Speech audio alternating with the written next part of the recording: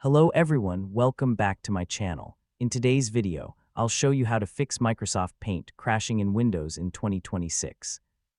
If Paint keeps closing automatically or crashes while opening or editing images, don't worry. I'll show you the easiest way to fix it. First, close Microsoft Paint completely. Now open Settings on your Windows computer. Go to Apps, then click Installed Apps. Find Paint in the list and click Advanced Options. Click the Repair button and wait for Windows to repair the app. After the repair is complete, try opening Paint again. If Paint is still crashing, go back to the same page and click the Reset button.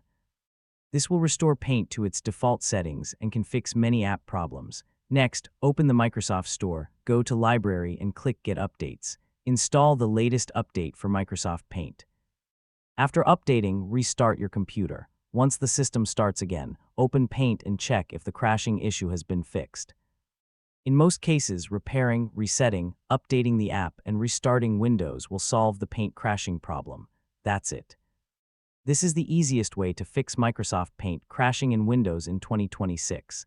Thanks for watching, and don't forget to like, share, and subscribe for more easy Windows tutorials.